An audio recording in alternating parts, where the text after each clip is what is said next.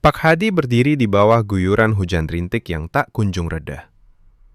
Air bercampur lumpur merah menempel di celana panjangnya yang sudah robek di bagian lutut.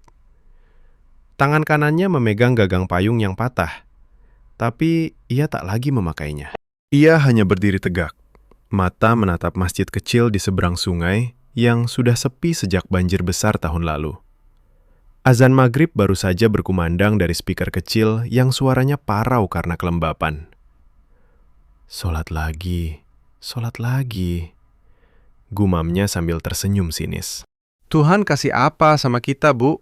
Doa doang, duit nggak pernah dateng. Bu Siti dari dalam rumah panggung memanggil lemah. Mas, makan dulu, nasi uduknya tinggal sedikit. Hadi tidak menjawab. Ia malah melangkah lebih dekat ke tepi sungai. Kakinya tenggelam setengah betis di lumpur dingin. Di tangannya ada sepotong roti tawar basi yang ia gigit kasar. Dari kejauhan, Andi, anak laki-lakinya yang berusia 17 tahun, berlari mendekat sambil membawa jas hujan bolong. Pah, Bu lagi sakit perut. Katanya mau melahirkan prematur kalau begini terus. Kita harus ke bidan, Pah. Hadi menoleh. Wajahnya basah hujan, tapi matanya kering. Bidan? Dari mana duitnya, Ndi? Motor ojek sudah 2 minggu nggak jalan. Ban bocor, mesin mati. Hutang di rentenir sudah 15 juta. Rumah ini besok lusa kalau nggak bayar, bakal disita. Andi menunduk.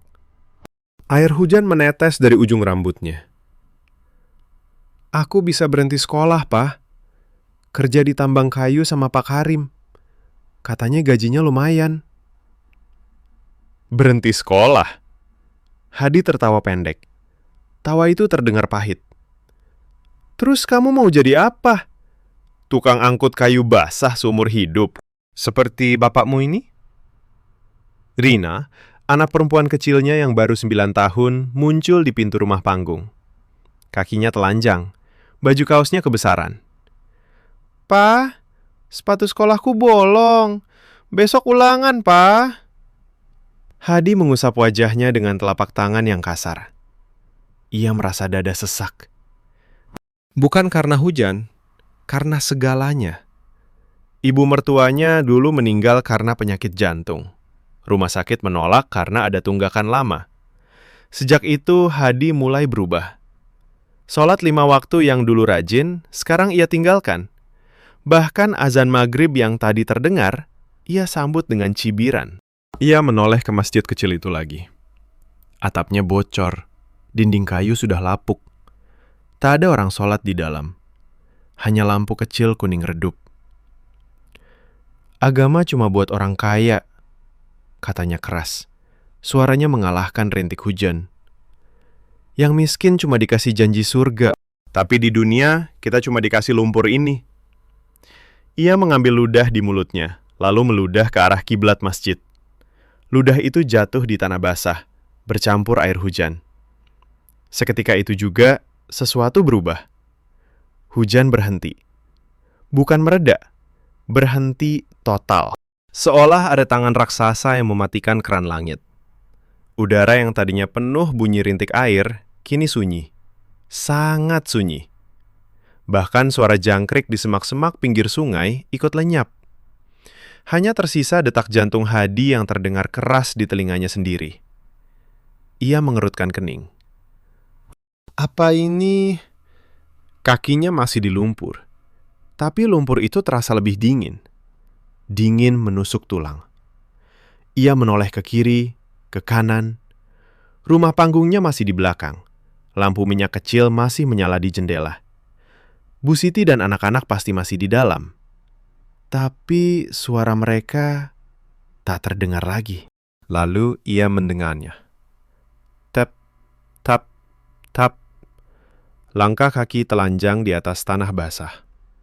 Pelan, teratur, mendekat dari arah bawah panggung rumah. Tempat itu gelap, penuh sarang laba-laba dan genangan air banjir yang biasanya. Hadi menelan ludah. Tenggorokannya kering meski baru saja kehujanan. Siapa di situ? Tak ada jawaban. Hanya langkah itu yang terus mendekat. Tap, Ia mundur selangkah. Kakinya hampir tergelincir di lumpur. Tapi rasa penasaran lebih kuat daripada takut. Ia pernah dengar cerita orang tua tentang tempat-tempat aneh di desa ini. Tapi ia selalu tertawa. Cuma dongeng buat takut-takuti anak kecil, katanya dulu. Sekarang, kakinya melangkah sendiri ke bawah panggung. Ruang di sana sempit. Tinggi hanya 1,5 meter. Ia harus membungkuk. Bau tanah lembab menusuk hidung. Tapi ada bau lain. Halus. Manis. Bau melati yang basah setelah hujan. Di ujung ruang gelap itu, ia melihat sesosok bayangan. Duduk bersila di atas tikar anyaman tua yang entah dari mana datangnya. Sosok itu memakai baju koko putih bersih. Tak ada setitik lumpur pun. Sarung batik halus terlipat rapi di pangkuannya. Rambutnya putih semua. Jenggot tipis. Wajahnya tenang, seperti orang yang baru selesai sholat tahajud. Hadi berhenti 3 langkah di depannya. Napasnya tersengal. Kau siapa? Sosok itu mengangkat wajah. Matanya hitam pekat, tapi tidak menakutkan. Justru damai. Ia tersenyum kecil. Nama saya Pak Kiai. Penjaga rezeki yang tersembunyi di tempat ini. Suara Pak Kiai pelan, tapi jelas. Seperti bisikan di telinga, meski jaraknya masih jauh. Hadi merasa bulu kuduknya berdiri. Tapi bukan karena takut. Karena udara di sekitar tiba-tiba terasa berat. Berat seperti ada banyak orang yang diam-diam mengawasi. Aku nggak percaya sama hal-hal begini, kata Hadi. Suaranya agak gemetar. Kau jin? Setan? Atau cuma orang gila yang suka tidur di bawah rumah orang? Pak Kiai tidak marah. Ia malah menggeleng pelan. Aku jin muslim. Sudah lama bertugas di desa ini. Menjaga orang-orang yang rezekinya hampir putus, tapi hatinya masih bersih. Kamu, Pak Hadi, hatimu sedang retak. Karena itu, aku muncul malam ini. Hadi tertawa kecil, tawa gugup. Bersih? Aku baru saja meludah ke arah masjid. Kalau Tuhan marah, kenapa nggak langsung petir aja? Kenapa malah muncul kau?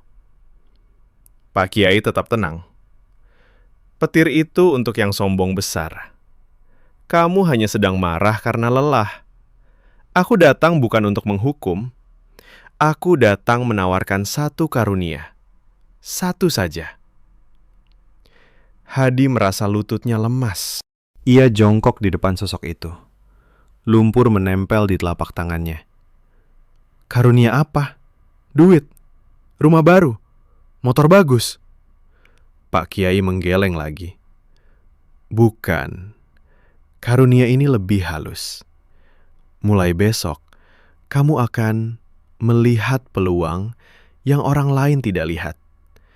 Rezeki halal akan datang lewat tanganmu sendiri. Kerja kecil, tapi terus mengalir. Cukup untuk bayar hutang, untuk obat istri, untuk sepatu anak. Tapi ada syaratnya. Hadi mencondongkan tubuh. Apa syaratnya? Pertama, jangan pernah ceritakan asal-usul rezeki ini kepada siapapun. Bahkan kepada istri dan anakmu. Kedua, jangan pernah gunakan karunia ini untuk menyakiti hati orang lain, meski hanya dengan kata-kata fitnah.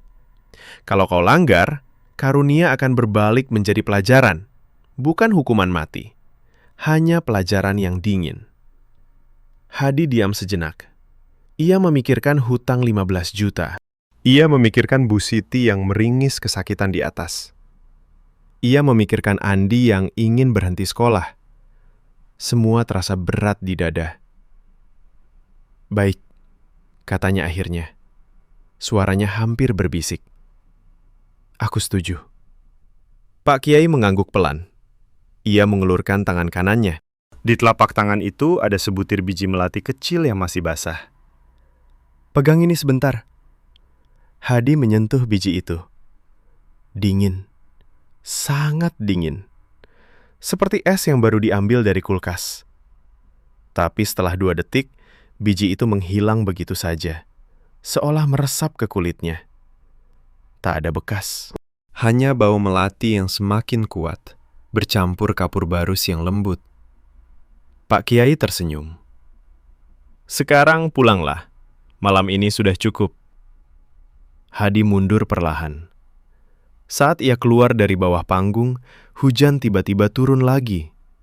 Rintik yang sama seperti tadi. Tapi suara jangkrik kembali terdengar. Dunia seolah hidup lagi.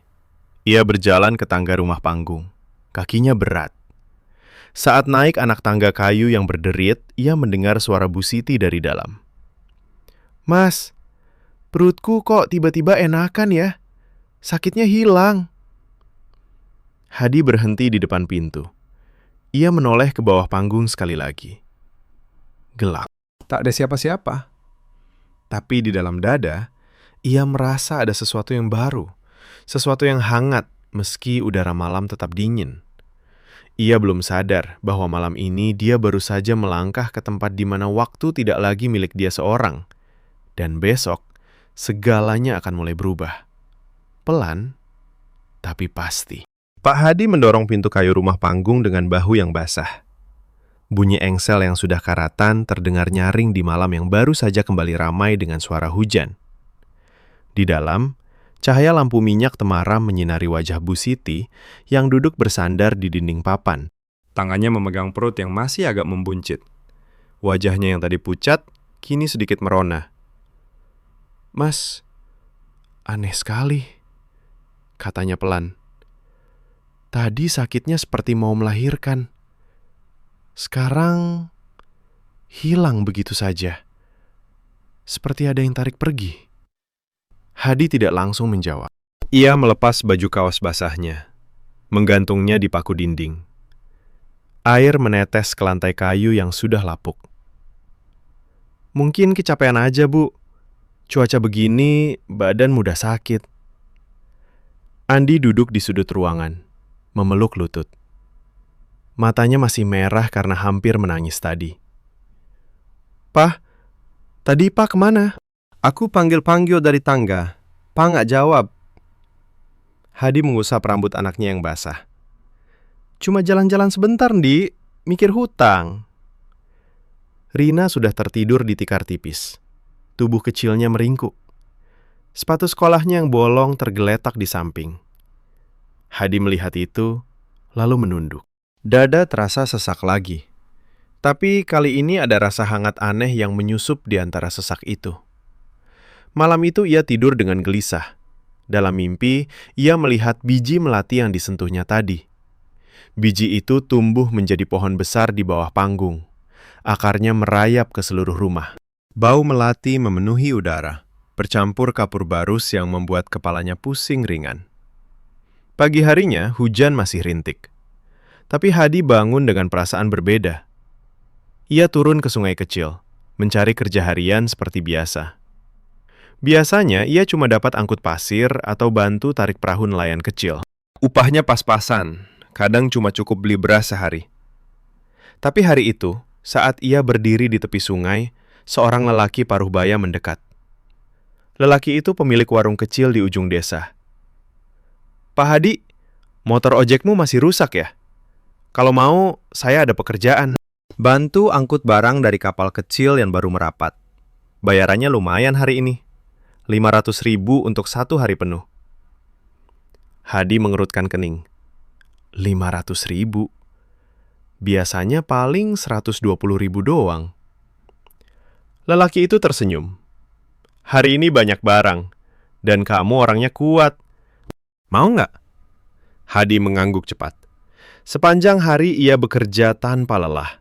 Ototnya pegal, tapi setiap kali ia angkat kardus, ia merasa ada tenaga ekstra. Sore harinya, ia pulang dengan uang 500.000 lebih di saku. Pertama kalinya dalam berbulan-bulan, ia membawa uang sebanyak itu. Bu Siti terkejut saat melihat suaminya meletakkan uang di atas meja kayu kecil. "Ini dari mana, Mas?" "Kerja angkut barang di sungai," jawab Hadi singkat. Ia ingat janji kemarin malam. Jangan cerita asal-usulnya. Malam berikutnya, hal yang sama terjadi lagi. Kali ini seorang tetangga yang biasa jual sayur di pasar pagi meminta tolong Hadi, bantu dorong gerobak karena rodanya patah. Upahnya 300.000. Lalu besoknya lagi, ada pekerjaan bantu perbaiki atap warung yang bocor. Semua datang dengan sendirinya. Peluang kecil, tapi terus mengalir. Seperti sungai yang tiba-tiba banjir, rezeki halal. Dalam 2 minggu, hutang di rentenir sudah lunas setengahnya. Bu Siti bisa beli obat penambah darah dan susu ibu hamil. Andi tidak lagi bicara soal berhenti sekolah. Rina mendapat sepatu baru yang sederhana, tapi matanya berbinar saat memakainya ke sekolah. Hadi merasa hidupnya mulai berubah, tapi ia tetap diam. Setiap kali Bu Siti bertanya, "Kok bisa dapat kerja terus ya?" Ia hanya menjawab, "Rezeki Allah, Bu. Kita syukuri aja." Suatu sore, saat maghrib hampir tiba, Hadi duduk di tangga rumah panggung. Ia mengisap rokok kretek murah. Asapnya mengepul pelan di udara lembab. Tiba-tiba, ia merasa ada yang mengawasi. Ia menoleh ke bawah panggung. Gelap. Tapi ia yakin ada bayangan putih samar di sana. "Pak Kiai," bisiknya pelan. "Terima kasih." Tak ada jawaban. Hanya angin kecil yang membawa bau melati lagi. Tapi kedamaian itu tidak bertahan lama. Pak Karim, tetangga yang punya usaha banjir kayu, mulai sering mampir ke rumah Hadi. Lelaki itu gemuk, suaranya keras, selalu membawa cerita tentang orang-orang yang kaya mendadak.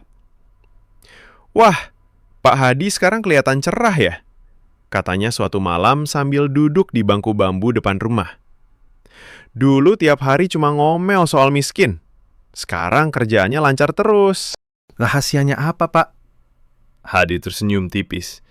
"Nggak ada rahasia, Pak. Kerja keras aja." Pak Karim tertawa lebar. "Kerja keras? Saya tahu banyak orang kerja keras tapi tetap miskin. Pasti ada jalan pintas dong. Atau dapat pesugihan, jin, atau dukun di hutan." Hadi merasa dada berdegup lebih kencang. Ia ingat larangan Pak Kiai. "Bukan, Pak. Saya cuma bersyukur." Tapi Pak Karim tidak berhenti. Ia mendekat, suaranya lebih rendah. "Dengar ya, Mas. Saya ada teman di kota. Katanya ada cara bikin rezeki lebih besar.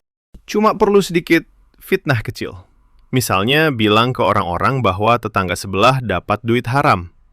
Biar orang takut, lalu datang minta tolong ke kita. Bisnis proteksi gitu. Kamu mau ikut? Kita bagi 2. Hadi menelan ludah. Lidahnya terasa pahit. "Saya nggak mau, Pak." "Itu nggak benar." Pak Karim menepuk bahu Hadi keras. "Pikir lagi, Mas. Istri kamu lagi hamil. Anak mau sekolah tinggi. Duit sekarang cukup. Tapi besok, kalau mau lebih, harus berani ambil langkah. Saya cuma kasih saran baik." Malam itu, setelah Pak Karim pulang, Hadi duduk sendirian di tangga. Hujan rintik lagi. Ia memandang ke bawah panggung. Gelap. Tapi tiba-tiba ia merasa angin dingin menusuk tulang dari arah sana. Dingin sekali. Seperti es yang menyentuh tulang punggung. Ia menggigil. Tangan kanannya tanpa sadar memegang dada. Di situ terasa hangat biji melati yang dulu. Tapi hangat itu mulai terasa panas. Panas seperti peringatan. "Ya Allah," gumamnya pelan. "Aku cuma mikir doang." Angin dingin itu berhenti. Tapi bau kapur barus tiba-tiba kuat sekali, membuat matanya perih. Hadi bangkit, masuk ke rumah. Bu Siti sudah tidur. Andi belajar di sudut dengan lampu kecil. Rina memeluk boneka kain lusuh. Ia berbaring di tikar, tapi tidur tak kunjung datang. Dalam hati ia mulai bertanya-tanya. Kalau rezeki ini bisa lebih besar, kalau ia bisa bantu anak-anak lebih banyak, apa salahnya sedikit fitnah? Cuma kata-kata. Tapi setiap kali pikiran itu muncul, ia merasa ada yang mengawasi dari bawah panggung. Sesuatu yang tenang, tapi tegas. Ia belum sadar bahwa godaan pertama baru saja datang. Dan besok, godaan itu akan semakin dekat. Lebih halus. Lebih menggoda. Sampai ia benar-benar berdiri di garis batas yang Pak Kiai sudah ingatkan. Pak Hadi terbangun sebelum subuh. Tubuhnya berkeringat dingin meski udara malam masih lembab. Di sampingnya, Bu Siti tidur nyenyak dengan tangan memeluk perut. Napasnya teratur. Untuk pertama kalinya dalam berbulan-bulan, istrinya tidak meringis kesakitan di tengah malam. Hadi bangun pelan. Kakinya menyentuh lantai kayu yang dingin. Ia melangkah ke jendela kecil, membuka daun kayu sedikit. Hujan masih rintik. Cahaya lampu masjid kecil di seberang sungai menyala redup, tapi tak ada suara azan subuh hari ini. Speaker mungkin rusak karena kelembapan. Ia duduk di tepi tikar, tangan kanannya tanpa sadar memegang dada. Di sana masih terasa hangat samar biji melati yang dulu. Tapi hangat itu sekarang bercampur dengan rasa panas kecil setiap kali ia ingat kata-kata Pak Karim semalam. Fitnah. Jalan pintas. Duit lebih banyak. Mas, kok belum tidur lagi? Suara Bu Siti pelan, masih setengah mengantuk. Hadi menoleh. Nggak apa-apa, Bu. Cuma kepikiran kerja besok. Bu Siti tersenyum lemah. Alhamdulillah ya, Mas. Kerja lancar terus akhir-akhir ini. Rezeki datang sendiri. Kita syukuri aja. Hadi mengangguk, tapi hatinya gelisah. Ia ingat janji di bawah panggung. Jangan cerita. Jangan sakiti hati orang dengan kata-kata. Tapi Pak Karim bukan orang asing. Ia tetangga. Dan usulannya terbenar masuk akal. Cuma sedikit omongan, bukan perbuatan jahat. Pagi harinya, Hadi kembali ke sungai. Kali ini pekerjaan datang lebih banyak. Seorang pedagang ikan dari desa sebelah minta tolong angkut keranjang ikan segar ke pasar. Upahnya 700.000. Lalu siangnya, ada ibu-ibu yang minta bantu angkat barang belanjaan karena suaminya sakit. Semua hal kecil, tapi uang mengalir tanpa henti. Saat pulang sore, kantong plastik di tangannya berisi beras, telur, susu, dan bahkan sepotong daging ayam untuk makan malam. Bu Siti menyambutnya dengan mata berbinar. Mas, ini kebanyakan. Kita masak enak malam ini ya. Andi membantu membawa barang. Pa, besok aku mau bayar SPP sekolah. Bisa kan? Hadi mengangguk sambil tersenyum. Bisa, Andi. Pa usahain. Rina memeluk kaki ayahnya. Pa, sepatu baru ini enak dipakai. Makasih ya. Malam itu, lumah panggung terasa lebih hangat. Bau masakan ayam goreng bercampur aroma kopi hitam. Hadi duduk di bangku bambu depan, mengisap rokok. Untuk sesaat ia lupa segalanya. Lupa hutang yang tersisa, lupa cibiran lamanya terhadap agama. Ia hanya merasa bersyukur. Alhamdulillah. Tapi ketenangan itu pecah ketika Pak Karim datang lagi. Kali ini ia tidak sendirian. Ada 2 orang lelaki lain ikut. Salah satunya pemilik toko kelontong di ujung desa, yang dulu sering menagih utang kecil Hadi. Wah, Pak Hadi lagi santai ya, sapa Pak Karim sambil duduk tanpa diundang. Kita dengar kabar bagus. Hutang di rentenir sudah lunas separuh. Kerja apa sih akhir-akhir ini? Rahasianya dong, dibagi. Hadi merasa tenggorokannya kering. Ia menggeleng pelan. Biasa aja, Pak. Kerja angkut-angkut. Pak Karim tertawa keras. Biasa? Orang biasa nggak tiba-tiba kayak gini, Mas. Pasti ada yang bantu. Jin? Atau dukun? Cerita dong, kita kan tetangga. Kalau ada jalan pintas, bagi-bagilah. Salah satu temannya ikut nimbrung. Betul, Pak. Saya juga lagi susah. Bisnis kayu lagi sepi. Kalau ada cara, saya ikut. Kita bagi rata. Hadi merasa dada berdegup. Ia ingat larangan Pak Kiai. Jangan cerita. Tapi godaan itu datang lagi. Kalau ia bilang sedikit saja, mungkin mereka berhenti mendesak. Atau malah bisa dapat teman bisnis. Duit lebih banyak untuk anak-anak. Ia menelan ludah. Saya nggak ada apa-apa, Pak. Sungguh. Pak Karim mendekatkan wajahnya. Bau rokok kretek kuat. Jangan pelit dong, Mas. Kita bisa bikin usaha bareng. Misalnya, kita sebarkan kabar bahwa si Ahmad di sebelah dapat duit haram dari judi. Orang-orang takut, lalu datang minta perlindungan ke kita. Bayar iuran kecil. Aman. Halal, kata orang. Cuma omongan doang. Hati-hati tergoda. Cuma omongan. Bukan curi, bukan bunuh. Dan uangnya untuk keluarga. Untuk Bu Siti yang mau melahirkan. Untuk Andi yang ingin lanjut sekolah. Untuk Rina yang pantas dapat tas baru. Ia hampir membuka mulut. Tapi tiba-tiba angin dingin menusuk dari bawah panggung. Dingin sekali. Seperti es yang merayap naik ke tulang punggungnya. Gigi Hadi bergemeletuk pelan. Ia menggigil tanpa bisa ditahan. Mas, kok gemeteran? Tanya Bu Siti dari dalam rumah. Ia keluar membawa secangkir teh hangat. Hadi cepat menggeleng. Nggak apa-apa, Bu. Angin malam. Pak Karim dan teman-temannya tidak merasakan apa-apa. Mereka terus bicara. Pikir lagi ya, Mas. Besok malam kita kumpul lagi. Kalau setuju, kita mulai dari kecil. Fitnah kecil dulu. Nggak ada yang rugi. Mereka pulang setelah itu. Hadi duduk sendirian. Teh di tangannya sudah dingin. Ia menatap ke bawah panggung. Gelap. Tapi ia yakin ada bayangan putih samar di sana.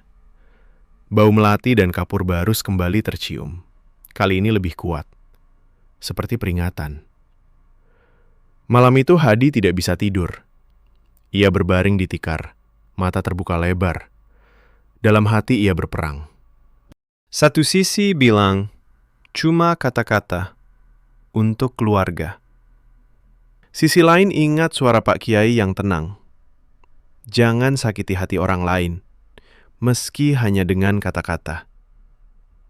Pagi berikutnya, rezeki masih datang. Kali ini lebih besar. Seorang kontraktor kecil minta tolong Hadi jadi kuli bangunan sementara untuk perbaikan rumah di desa sebelah. Upah harian 1 juta. Tapi saat bekerja, pikiran Hadi melayang. Ia bayangkan kalau ia ikut Pak Karim, uang bisa 2 kali lipat. Anak-anak bisa sekolah lebih bagus. Bu Siti bisa melahirkan di klinik bagus, bukan bidan kampung. Sore harinya saat pulang, ia lewat depan masjid kecil. Ia berhenti sejenak. Dulu ia meludah ke arah sana.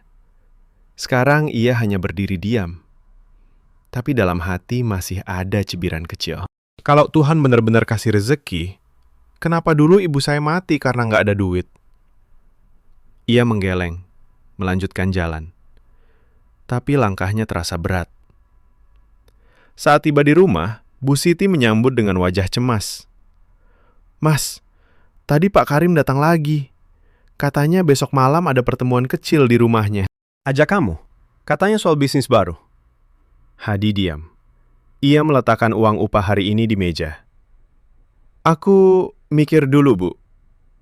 Malam itu setelah makan malam, Hadi turun ke bawah panggung sendirian. Hujan rintik lagi. Lumpur dingin menempel di kakinya. Ia membungkuk masuk ke ruang sempit itu. Bau tanah lembab bercampur melati. Pak Kiai, panggilnya pelan. Saya butuh nasihat. Godaan ini berat. Tak ada jawaban. Hanya angin dingin yang berhembus pelan. Tapi di ujung ruang, bayangan putih muncul lagi. Pak Kiai duduk bersila seperti dulu. Wajahnya tetap tenang. Kamu sudah merasakan karunia itu, Pak Hadi, kata Pak Kiai pelan. Rezeki mengalir. Tapi sekarang kamu berdiri di garis. Kalau kamu langgar, karunia tidak hilang langsung. Tapi kamu akan belajar dengan cara yang dingin. Waktu akan mengajarkan. Hadi menunduk. Cuma sedikit fitnah, Pak. Untuk keluarga. Pak Kiai menggeleng pelan. Fitnah itu seperti racun. Mulai dari kecil, lalu menyebar. Sakiti hati orang meski jauh, akan kembali ke kamu. Bukan karena aku hukum, karena hukum alam yang Tuhan buat. Hadi merasa lututnya lemas. Ia jongkok. Saya takut keluarga saya menderita lagi. Pak Kiai tersenyum kecil. Rezeki yang halal dan bersih akan cukup. Kalau kamu tambah dengan fitnah, itu bukan rezeki lagi. Itu ilusi. Dan ilusi selalu punya akhir yang sunyi. Setelah itu, bayangan menghilang. Hadi keluar dari bawah panggung dengan hati masih berat. Tapi ia memutuskan untuk tidak pergi ke pertemuan Pak Karim besok. Namun godaan tidak berhenti di situ. Keesokan harinya, Andi pulang sekolah dengan wajah murung. Pak, teman-teman bilang bapakku dapat pesugihan. Katanya aku sombong sekarang karena punya sepatu baru. Mereka ejek aku. Hadi merasa darahnya mendidih. Siapa yang bilang begitu? Andi menyebut nama anak Pak Karim. Hadi menggertakkan gigi. Ini fitnah balik. Tapi ia sendiri belum melakukan apa-apa. Malam itu, Pak Karim datang lagi. Kali ini sendirian. Mas Hadi, kenapa nggak datang tadi? Kita sudah mulai rencana kecil. Cuma sebarkan kabar soal si Ahmad. Sudah ada 3 orang yang datang minta perlindungan. Duit masuk, Mas. Kamu mau ikut nggak? Bagianmu 10 juta kalau setuju sekarang. Hadi berdiri di tangga. Tangan kanannya gemetar. Di dalam rumah, Bu Siti sedang memasak. Andi belajar. Rina bermain dengan sepatu barunya. Godaan itu sangat dekat. Cuma satu kata. Ya. Duit 10 juta. Klinik bagus untuk melahirkan. Sekolah bagus untuk Andi. Tapi saat ia hendak membuka mulut, angin dingin kembali datang. Kali ini lebih menusuk. Seperti pisau es yang menyentuh leher. Bau kapur barus begitu kuat hingga matanya berkaca-kaca. Dan di telinganya, suara pelan seperti bisikan. Jangan. Hadi mundur selangkah. Maaf Pak Karim, saya nggak ikut. Pak Karim mengerutkan kening. Kamu nyesal nanti, Mas. Rezeki besar cuma datang sekali. Ia pergi dengan langkah kesal. Hadi duduk di bangku bambu. Napasnya tersengal. Ia menangis pelan tanpa suara. Air matanya bercampur keringat dingin. Ia belum tahu bahwa ini baru permulaan godaan. Besok, fitnah akan datang lebih besar. Dan kali ini, ia akan benar-benar berdiri di ambang batas, di mana satu kata saja bisa mengubah segalanya, atau menghancurkannya pelan-pelan. Pak Hadi duduk di bangku bambu sampai larut malam. Air mata yang tadi mengalir sudah kering, tapi dada masih sesak. Hujan rintik terus turun, membuat atap seng rumah panggung berdenting pelan. Di dalam, Bu Siti sudah tidur, napasnya teratur. Andi meringkuk di tikar belajarnya. Buku SMK masih terbuka di samping. Rina memeluk boneka kain dengan sepatu barunya rapi di dekat kepala. Ia bangkit pelan. Kakinya terasa berat menapaki lantai kayu yang lembab. Ia turun ke bawah panggung lagi. Lumpur dingin langsung menempel di telapak kakinya. Bau tanah basah bercampur melati yang samar. Ia membungkuk masuk ke ruang sempit itu. Pak Kiai, panggilnya dengan suara hampir hilang. Saya hampir saja bilang ya tadi. Tak ada jawaban langsung. Hanya angin kecil yang berhembus, membawa bau kapur barus yang lembut. Lalu, bayangan putih muncul lagi di ujung ruang. Pak Kiai duduk bersila. Baju kokonya tetap bersih seperti baru. Wajahnya tenang, mata hitamnya memandang Hadi tanpa menghakimi.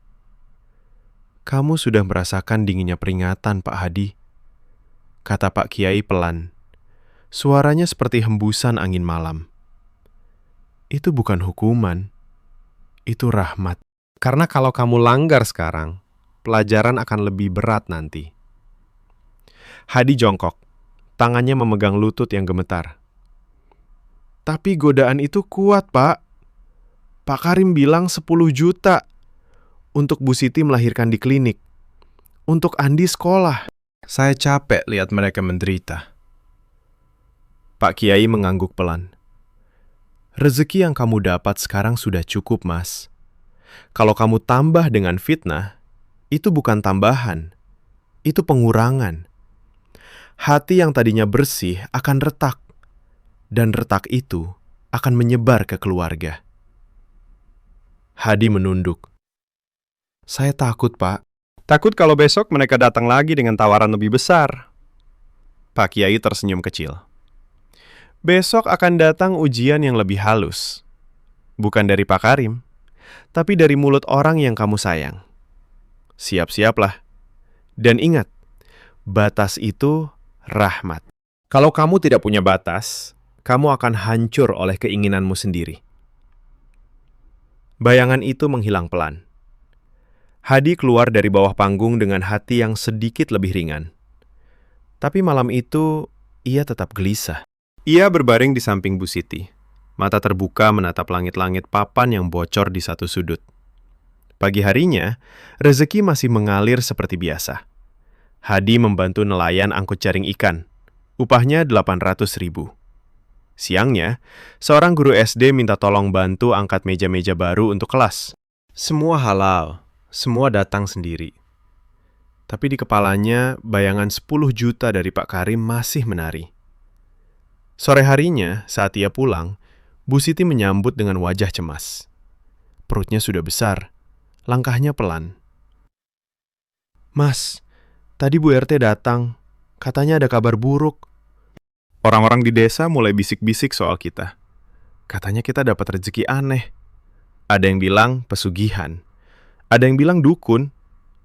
Anak-anak di sekolah mulai ejek Andi lagi. Lebih parah dari kemarin. Hadi merasa darahnya dingin. Siapa yang sebarkan? Bu Siti menggeleng. Nggak tahu pasti.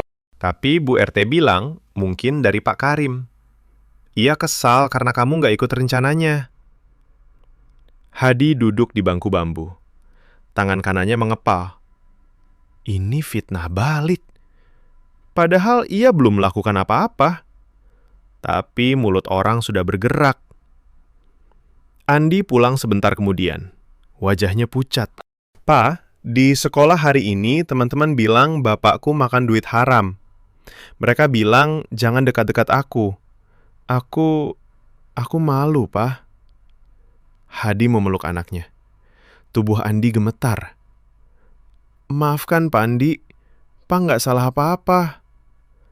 Tapi dalam hati, Hadi marah. Marah pada Pak Karim. Marah pada mulut-mulut yang mudah bergerak. Dan marah pada dirinya sendiri karena hampir tergoda kemarin. Malam itu Pak Karim datang lagi. Kali ini wajahnya tidak ramah. Ia berdiri di depan tangga rumah panggung, tangan di pinggang. Mas Hadi, kamu bikin saya rugi, katanya keras. Karena kamu nggak ikut, orang-orang jadi curiga. Sekarang kabar fitnah malah balik ke kamu. Kasian kan anak-anakmu? Kalau kamu ikut sekarang, saya bisa bantu stop fitnah itu.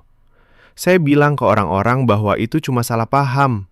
Dan kita bagi duitnya. Besar, Mas. 20 juta untukmu, kalau setuju malam ini juga.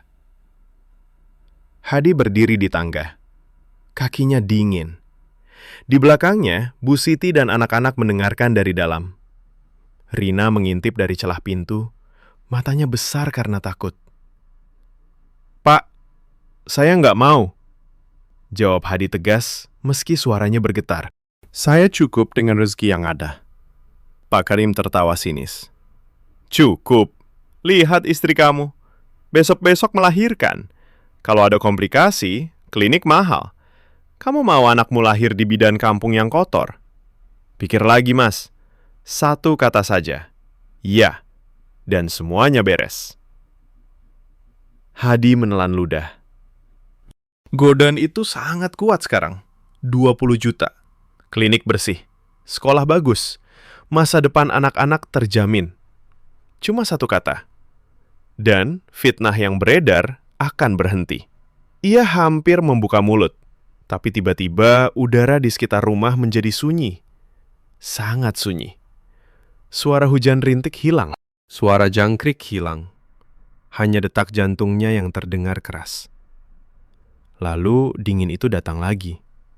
Dingin menusuk tulang. Kali ini lebih dalam.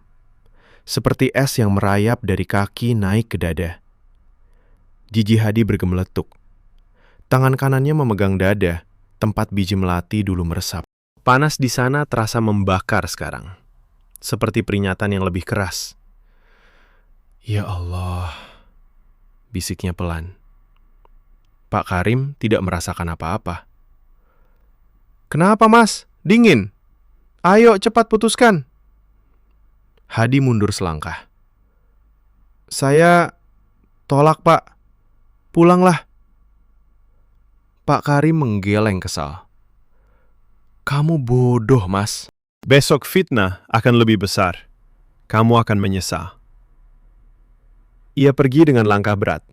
Hadi ambruk duduk di tangga. Napasnya tersengal. Bu Siti keluar, memegang perutnya. Mas, apa yang terjadi? Kamu pucat sekali. Hadi menggeleng. Nggak apa-apa, Bu. Kita istirahat saja. Malam itu ia tidak tidur. Ia duduk di samping jendela, memandang ke bawah panggung. Gelap. Tapi ia tahu, Pak Kiai ada di sana. Mengawasi. Menunggu. Pagi harinya, fitnah benar-benar menyebar. Saat Hadi pergi ke sungai mencari kerja, orang-orang menatapnya aneh. Beberapa nelayan yang biasa minta tolong sekarang menghindar. Maaf, Pak. Hari ini kami cukup orang, kata salah satunya.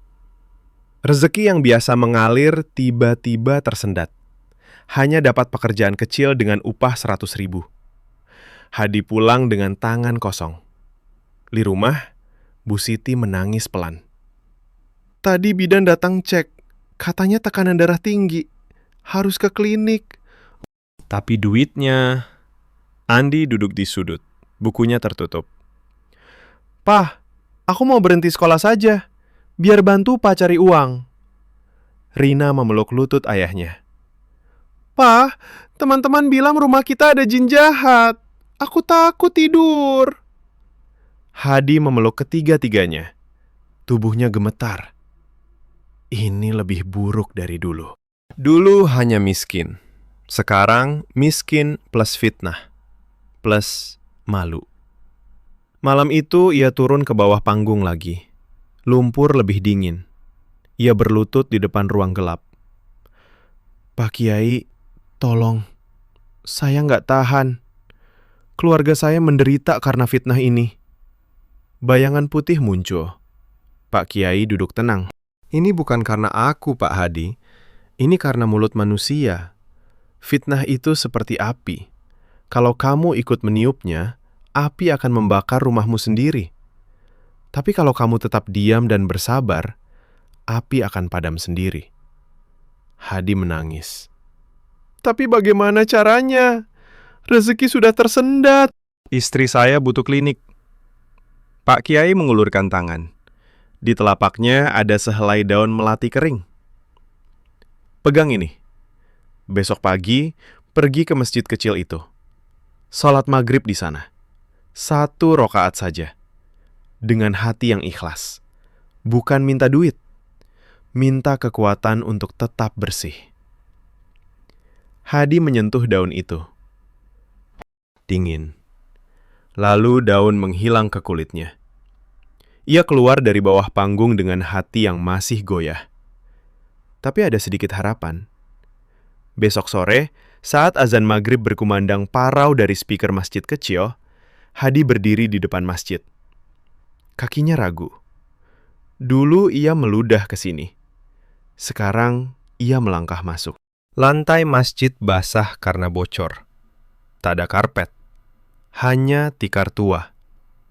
Ia sholat sendirian. 1 rakaat. Gerakannya kaku, tapi saat sujud, air matanya jatuh ke tikar.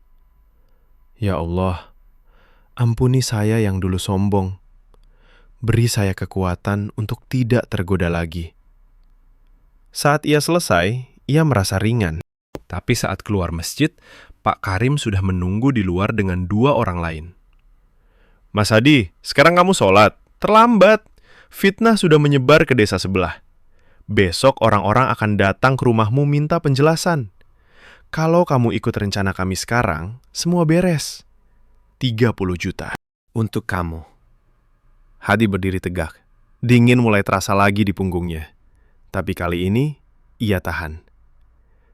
Saya nggak ikut, Pak. Saya pilih bersih. Pak Karim tertawa keras. Kamu akan hancur, Mas. Lihat saja besok. Ia pergi. Hadi pulang dengan langkah pelan. Di rumah, Bu Siti menunggu dengan perut besar. Mas, besok bidan bilang harus ke klinik. Kalau nggak bahaya. Hadi memeluk istrinya. Kita usahain, Bu. Insya Allah. Malam itu ia duduk di tangga, memandang ke sungai. Rezeki tersendat, fitnah semakin besar. Tapi di dada, ada kehangatan baru. Kehangatan dari sujud tadi. Ia belum tahu bahwa ujian terbesar akan datang besok malam. Saat Bu Siti mulai kesakitan hebat. Dan satu-satunya cara cepat untuk dapat duit besar adalah dengan mengikuti fitnah Pak Karim. 1 kata saja. Dan semuanya bisa selesai. Atau justru baru dimulai yang lebih dingin. Pak Hadi duduk di tangga rumah panggung sampai tengah malam. Hujan rintik masih turun pelan, tapi ia tidak merasakannya lagi. Pikirannya hanya pada Bu Siti yang tadi malam mulai meringis kesakitan. Tekanan darahnya naik. Bidan kampung bilang harus segera ke klinik di kota kecil sebelah. Biayanya minimal 20 juta untuk persalinan aman. Kalau tidak, bisa bahaya bagi ibu dan bayi. Di dalam rumah, Bu Siti berbaring di tikar tebal yang sudah digelar. Wajahnya pucat. Tangan kanannya memegang perut yang besar. Napasnya pendek-pendek. Andi duduk di samping, memegang kain basah untuk kompres dahi ibunya. Rina meringkuk di pojok. Matanya sembab karena menangis diam-diam. Mas, panggil Bu Siti lemah. Kalau besok nggak ada duit, gimana? Hadi masuk ke rumah, berlutut di samping istrinya. Ia mengusap rambut Bu Siti yang basah keringat. Kita cari jalan, Bu. Insya Allah ada rezeki. Tapi dalam hati ia tahu, rezeki yang biasa mengalir sudah tersendat sejak fitnah menyebar. Hari ini ia hanya dapat kerja angkut pasir dengan upah 150.000. Uang di rumah tinggal 300.000. Tidak cukup. Pagi harinya langit masih mendung gelap. Hadi berjalan ke sungai dengan langkah berat. Ia berharap ada pekerjaan besar. Tapi nelayan-nelayan yang biasa memanggilnya sekarang hanya menggeleng. Maaf, Pak. Kami dengar kabar. Lebih baik kami cukup orang sendiri. Ia pulang dengan tangan kosong. Di rumah, Bu Siti semakin lemah. Bidan datang lagi, wajahnya cemas. Kalau malam ini tidak ke klinik, risikonya tinggi. Kontraksi sudah mulai pelan-pelan. Andi mendekat ke ayahnya. Suaranya bergetar. Pak, aku dengar Pak Karim bilang ada cara cepat dapat duit. Katanya 30 juta. Pak, tolong Bu ya. Hadi merasa dada seperti dihimpit batu. Ia keluar ke tangga, duduk sendirian. Hujan mulai turun lebih deras. Tiba-tiba, Pak Karim muncul dari balik pohon kelapa di pinggir sungai. Kali ini ia datang dengan senyum lebar, membawa payung hitam besar. Mas Hadi, saya tahu keadaanmu sekarang, katanya sambil naik tangga tanpa diundang. Istri mau melahirkan, klinik mahal, fitnah sudah sampai ke telinga bidan. Besok-besok orang takut dekat rumahmu. Tapi saya masih kasih kesempatan. Ikut rencana kita malam ini. Cuma datang ke warung saya, bilang setuju, kita sebarkan sedikit fitnah tentang si Joko yang punya sawah besar. Katanya dia dapat duit dari korupsi proyek desa. Orang-orang akan takut, lalu minta perlindungan ke kita. Duit masuk cepat. Bagianmu 30 juta cash malam ini juga. Cukup untuk klinik, untuk sekolah Andi, untuk semuanya. Hadi menatap tanah. Tangan kanannya mengepal kuat. Godaan itu bukan lagi bisikan. Ini teriakan. Bu Siti di dalam sedang kesakitan. Bayi yang belum lahir bisa bahaya. Satu kata ya. Hanya itu. Dan semuanya selesai. Ia hampir mengatakan ya. Mulutnya sudah terbuka sedikit. Tapi saat itu, udara di sekitar rumah panggung menjadi sunyi total. Hujan yang deras tiba-tiba terdengar jauh. Suara angin hilang. Bahkan napasnya sendiri terasa tertahan. Lalu, dingin itu datang. Dingin yang sangat menusuk. Seperti ribuan jarum es yang menusuk tulang punggung, leher, dan dada sekaligus. Gigi Hadi bergemeletuk keras. Tubuhnya menggigil hebat. Tangan kanannya memegang dada. Tempat biji melati dulu meresap. Panas di sana membakar seperti api kecil. Bertarung dengan dingin yang luar biasa. Ya Allah, astagfirullah. Bisiknya di antara gemuruh gigi. Pak Karim tidak merasakan apa-apa. Kenapa, Mas? Kamu kedinginan? Ayo, putuskan sekarang. Istri kamu nggak bisa nunggu lama. Adi berdiri dengan susah payah. Kakinya lemas. Saya tidak ikut, Pak. Saya pilih bersabar. Pak Karim mengerutkan kening. Wajahnya berubah marah. Bodoh sekali kamu. Malam ini juga kontraksi akan semakin kuat. Besok pagi kalau istri kamu kenapa-kenapa, jangan salahkan saya. Ia pergi dengan langkah cepat. Payungnya bergoyang-goyang. Hadi ambruk duduk lagi. Napasnya tersengal-sengal. Dingin itu perlahan surut. Tapi bekasnya masih terasa di tulang. Bu Siti memanggil dari dalam. Suaranya lemah. Mas, sakitnya tambah. Hadi masuk. Ia memegang tangan istrinya yang dingin. Andi dan Rina menatap ayahnya dengan mata penuh harap dan takut. Malam itu kontraksi Bu Siti semakin sering. Bidan kampung datang lagi, tapi ia hanya bisa memberi ramuan herbal. Harus ke klinik, Pak. Saya nggak sanggup tangani di sini. Hadi keluar rumah. Hujan deras sekarang. Ia berlari kecil ke bawah panggung. Lumpur langsung menenggelamkan kakinya sampai betis. Ia berlutut di depan ruang gelap. Pak Kiai, panggilnya dengan suara pecah. Tolong, istri saya kesakitan. Saya hampir tidak tahan. Satu kata saja. Dan duit ada. Tolong beri jalan lain. Bayangan putih muncul perlahan. Pak Kiai duduk bersila, wajahnya tetap tenang meski hujan deras di luar. Bau melati dan kapur barus menyebar di ruang sempit itu, lebih kuat dari biasanya. Kamu sudah diambang, Pak Hadi, kata Pak Kiai pelan. Godaan ini bukan dari aku, bukan dari setan. Ini dari kelemahan hatimu sendiri yang dulu sombong. Sekarang, kamu merasakan balasannya. Fitnah manusia lebih kejam daripada jin manapun. Hadi menangis. Air matanya bercampur hujan yang menetes dari atap panggung. Saya salah dulu. Saya tertawa ngejek agama. Saya meludah ke masjid. Sekarang keluarga saya yang kena. Tolong. Saya mau taubat. Tapi Bu Siti... Pak Kiai mengulurkan tangan lagi. Di telapaknya ada sebutir air hujan yang aneh. Bening sekali. Seperti kristal kecil. Pegang ini. Malam ini kamu harus pilih. Kalau kamu ikut fitnah Pak Karim, karunia akan tetap ada. Tapi hati kamu akan retak selamanya. Rezeki yang datang nanti akan terasa hampa. Keluarga kamu akan selamat badan, tapi jiwa akan menderita pelan-pelan. Kalau kamu tolak, malam ini akan berat. sangat berat. Tapi besok pagi, kamu akan lihat rahmat yang sebenarnya. Hadi menyentuh air kristal itu. Dingin luar biasa. Lalu air itu meresap ke kulitnya.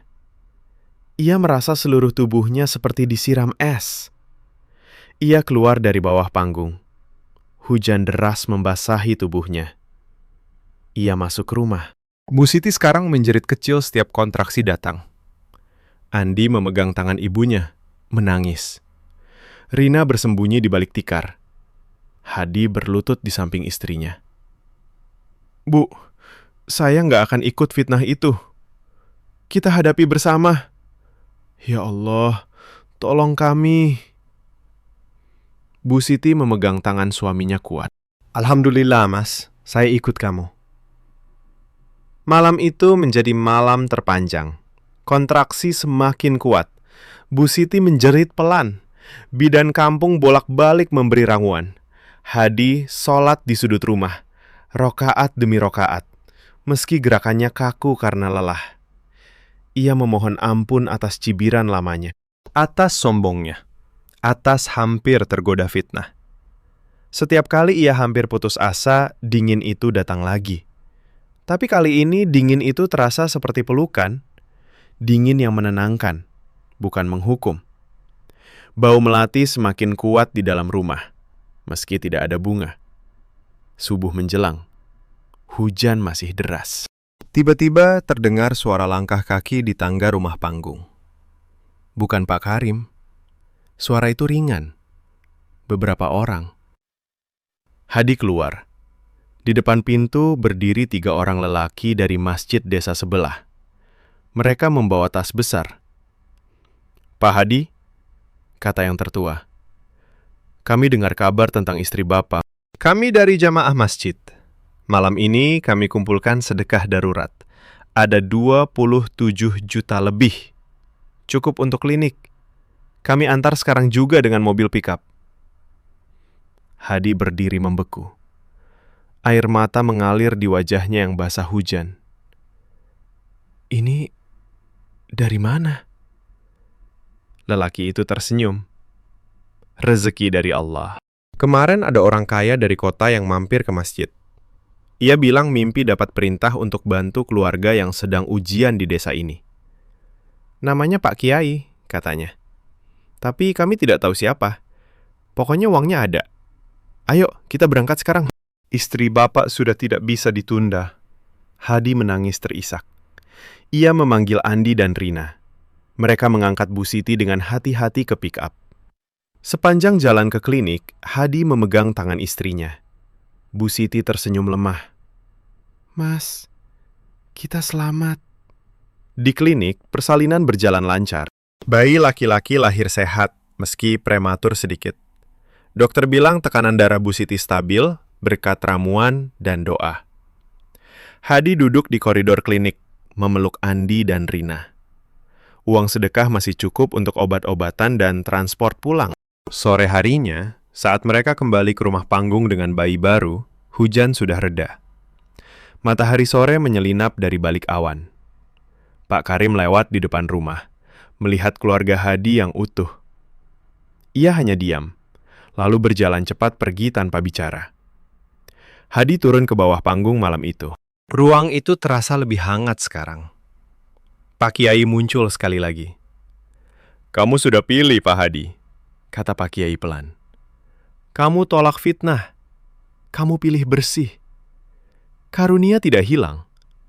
Tapi mulai sekarang, rezeki akan datang lewat usaha dan doa, bukan lewat karunia khusus lagi. Itu lebih baik. Karena rezeki yang kamu usahakan sendiri akan membawa berkah yang abadi. Hadi berlutut. Terima kasih Pak Kiai. Saya mengerti sekarang. Long tam adalah chon quỹ đáng sợ nhất. Phép màu thực sự nằm ở sự biết ơn và nỗ lực đời thực. Pak Kiai tersenyum. Ingat selalu, batas itu rahmat. Kalau kamu tidak punya batas, kamu akan hancur oleh keinginanmu sendiri. Sholatlah, bersyukurlah, dan jangan pernah lagi tertawa pada agama yang menyelamatkanmu malam itu. Bayangan menghilang pelan. Bau melati terakhir kali tercium, lalu lenyap. Hadi keluar dari bawah panggung. Ia naik ke rumah panggung. Bu Siti menyusui bayi kecil mereka. Andi belajar dengan tekun. Rina bermain dengan sepatu barunya sambil tertawa kecil. Hadi duduk di antara mereka. Ia memandang keluarganya. Dada terasa penuh. Bukan karena uang, bukan karena karunia, tapi karena tahu bahwa ia hampir kehilangan segalanya karena satu godaan kecil. Malam itu, di desa kecil pinggir sungai, angin berhembus pelan. Tak ada lagi dingin menusuk. Hanya kehangatan rumah panggung tua yang bocor, tapi penuh syukur. Dan Pak Hadi, lelaki yang dulu tertawa mengejek agama, kini setiap maghrib berdiri di masjid kecil itu. Sholat dengan khusyuk. Karena ia tahu, Tuhan tidak pernah meninggalkan hambanya. Hanya manusia yang kadang meninggalkan batas yang diberikan. Pak Hadi berdiri di serambi masjid kecil yang bocor itu setiap maghrib. Gerakan sholatnya masih kaku, tapi hatinya sudah lunak. Suara azan yang parau dari speaker rusak kini terdengar seperti panggilan lembut yang dulu ia cibiri. Setelah sholat, ia duduk sebentar di tikar tua, membaca doa pendek dengan suara pelan. Bau tanah basah setelah hujan masih menempel di bajunya, bercampur aroma melati yang samar-samar, seperti kenangan yang tak mau pergi. Di rumah panggung, kehidupan mulai kembali tenang. Bayi laki-laki mereka diberi nama Raffi. Kecil tapi sehat. Bu Siti sudah bisa bangun pelan-pelan, meski masih lemah. Ia menyusui Raffi sambil tersenyum tipis setiap melihat suaminya pulang dengan wajah lebih cerah. "Mas, hari ini dapat berapa?" tanya Bu Siti suatu sore, suaranya lembut. Hadi meletakkan plastik berisi ikan segar dan sayur di meja kayu kecil. "Cukup, Bu. 200.000 dari bantu angkut barang di dermaga. Besok ada lagi, insya Allah." Andi duduk di sudut. Buku SMK terbuka. "Pah, guru bilang nilai saya naik. Katanya kalau terus begini bisa lanjut ke SMK negeri." Rina berlari kecil memeluk kaki ayahnya. "Pak, sepatu ini masih enak. Teman-teman gak ejek lagi." Hadi mengusap kepala anak-anaknya. Ia merasa dada hangat. Tapi di balik kehangatan itu, masih ada bayangan malam-malam dingin yang hampir membuatnya jatuh. Pak Karim sekarang jarang lewat depan rumah. Kalau bertemu, ia hanya mengangguk dingin, lalu cepat pergi. Fitnah yang dulu menyebar seperti api mulai padam dengan sendirinya. Orang-orang desa perlahan kembali biasa. Beberapa bahkan minta maaf diam-diam karena ikut gosip. Suatu malam, setelah Isya, Hadi duduk di bangku bambu depan rumah. Rokok kretek di tangannya menyala pelan. Asapnya mengepul ke udara malam yang lembab. Ia memandang ke sungai kecil yang airnya sudah surut. Bulan sabit tipis muncul di antara awan mendung. Tiba-tiba, ia mendengar langkah kaki di tangga. Bukan Pak Karim. Langkah itu ringan, seperti orang yang sudah tua tapi masih kuat. Pak Kiai muncul di depannya. Bukan bayangan di bawah panggung kali ini. Ia berdiri nyata di serambi rumah. Baju koko putihnya bersih, sarung batik halus terlipat rapi. Bau melati dan kapur barus langsung memenuhi udara. Tapi kali ini baunya hangat, bukan dingin. Hadi terkejut. Rokoknya hampir jatuh. "Pak Kiai, Papa muncul di sini?" Pak Kiai tersenyum kecil. "Malam ini aku datang untuk terakhir kali, Pak Hadi. Karunia sudah selesai tugasnya. Sekarang saatnya kamu jalani hidup dengan usaha dan syukur sendiri." Hadi berdiri. Tangannya gemetar sedikit. "Terima kasih, Pak. Kalau bukan karena Bapak, saya mungkin sudah ikut fitnah. Keluarga saya mungkin hancur." Pak Kiai menggeleng pelan. "Bukan karena aku. Karena hatimu yang masih punya sisa kebaikan.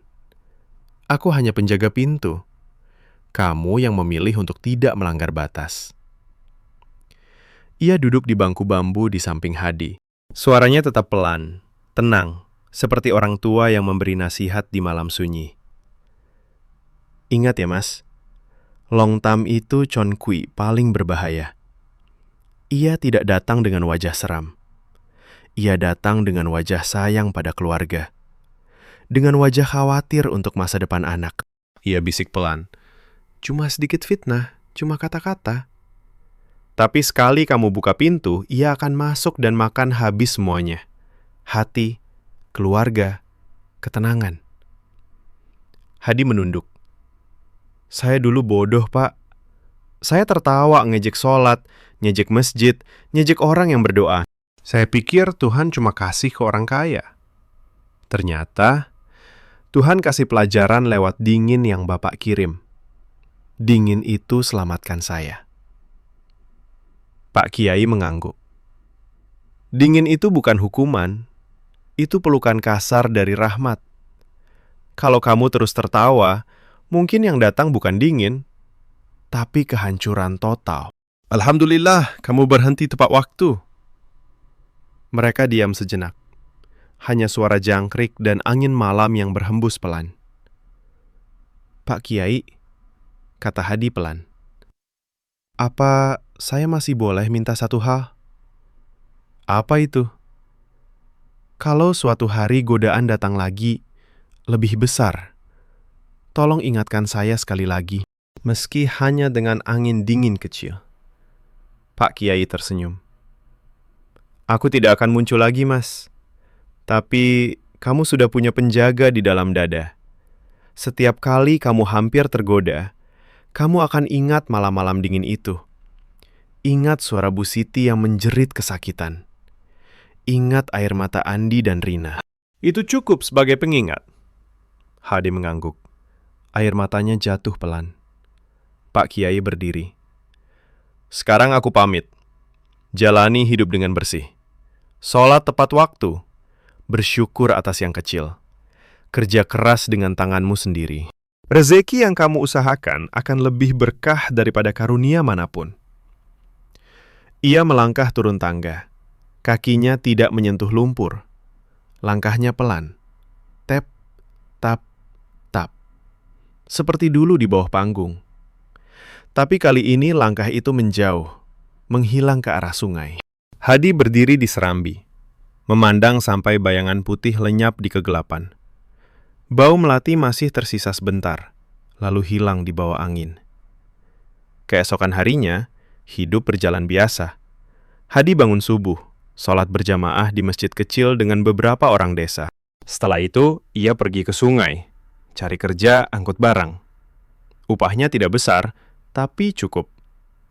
Siangnya ia bantu Bu Siti di warung nasi uduk kecil yang mulai ramai lagi karena fitnah sudah padam. Andi lanjut sekolah dengan semangat baru. Rina bermain riang di halaman. Raffi kecil tertawa pertama kali saat ayahnya menggendongnya. Suatu sore, saat Hadi duduk di tangga sambil mengawasi anak-anak bermain, Pak Karim lewat lagi. Kali ini ia berhenti. Wajahnya tidak sombong seperti dulu. Mas Hadi, katanya pelan. Maaf ya dulu, saya terlalu tamak. Rencana itu sudah saya hentikan. Orang-orang gak mau ikut lagi setelah lihat keluarga kamu selamat tanpa jalan pintas. Hadi tersenyum tipis. Gak apa-apa, Pak. Kita sama-sama belajar. Pak Karim mengangguk. Kamu berubah, Mas. Dulu suka ngejek agama. Sekarang tiap maghrib sholat di masjid. Apa rahasianya? Hadi diam sejenak. Ia ingat larangan dulu. Tapi kali ini ia tidak perlu cerita tentang jin muslim. Ia hanya bilang, saya hampir kehilangan segalanya, Pak. Dan saya sadar Tuhan kasih pelajaran lewat dingin yang luar biasa. Sekarang saya cuma mau bersyukur dan kerja keras. Pak Karim mengangguk pelan. Saya iri. Semoga saya juga bisa berubah. Ia pergi. Hadi memandang langit yang mulai gelap. Senja maghrib datang lagi. Azan berkumandang parau dari masjid kecil. Ia berdiri, mengambil air wudhu dari ember di samping rumah. Air dingin menyentuh wajahnya. Dingin biasa, tapi ia tersenyum. Karena sekarang ia tahu bedanya antara dingin hukuman dan dingin rahmat. Malam demi malam berlalu. Rumah panggung tua itu tetap bocor di beberapa sudut, tapi penuh tawa kecil Raffi, cerita Andi tentang sekolah, dan senyum Bu Siti yang semakin cerah. Hadi tidak pernah lagi tertawa mengejek agama. Ia malah sering duduk di serambi masjid setelah sholat, bercerita pelan pada siapa saja yang mau mendengar. Bukan tentang jin, bukan tentang karunia ajaib, tapi tentang betapa berbahayanya tamak kecil yang kita anggap hanya untuk keluarga. Kalau kamu merasa godaan datang dengan alasan sayang pada anak dan istri, katanya suatu malam pada beberapa pemuda desa, ingat dingin yang menusuk tulang. Itu Tuhan peluk kamu sebelum kamu jatuh ke jurang. Tahun berganti. Raffi mulai belajar berjalan. Andi lulus SMK dengan nilai bagus. Bu Siti warungnya semakin ramai. Hadi masih tukang angkut, tapi ia bahagia. Rezeki datang pelan, tapi berkahnya terasa setiap hari. Suatu malam, saat bulan purnama menyinari sungai kecil, Hadi turun ke bawah panggung untuk terakhir kali. Ruang itu sudah biasa lagi. Tak ada bayangan putih. Tak ada bau melati khusus. Hanya tanah lembab dan suara jangkrik. Ia berlutut sebentar. Terima kasih Pak Kiai. Saya sudah belajar. Long tham là con quỷ đáng sợ nhất. Phép màu thực sự nằm ở sự biết ơn và nỗ lực đời thực. Angin kecil berhembus. Dingin biasa. Tapi Hadi tersenyum. Ia tahu, penjaga itu masih ada di dalam hatinya. Ia naik ke rumah. Bu Siti menyambutnya dengan secangkir teh hangat. Anak-anak sudah tidur. Raffi mendengkur kecil di pangkuan ibunya. Hadi duduk di samping keluarganya. Ia memandang mereka satu persatu. Matahari terbit, besok akan datang lagi. Kerja keras menunggu. Sholat maghrib menunggu. Tapi malam ini, ia hanya ingin bersyukur. Di desa kecil pinggir sungai Riau yang sering banjir itu, cerita tentang lelaki yang dulu tertawa ngejek agama dan hampir hancur karena tamak, perlahan menjadi pelajaran yang diceritakan dari mulut ke mulut. Bukan dengan suara keras, tapi dengan bisikan di malam sunyi. Kalau kalian merasa udara mendadak dingin di maghrib, anggap saja itu peringatan. Karena batas itu rahmat. Tanpa batas, tamak akan makan kita hidup-hidup. Dan Pak Hadi sekarang hanya tersenyum setiap mendengar cerita itu. Karena ia tahu, ia pernah berada di ambang jurang itu. Dan ia memilih mundur. Dengan bantuan dingin yang paling menyakitkan, tapi paling menyelamatkan. Hidupnya kini sederhana, tapi penuh. Karena ia sudah belajar bahwa rezeki terbesar bukan uang yang datang cepat, tapi ketenangan hati yang datang setelah melewati ujian tamak. Dan setiap kali angin malam berhembus dingin, ia hanya mengucap pelan, Alhamdulillah, ya Allah, jaga kami dari long tham.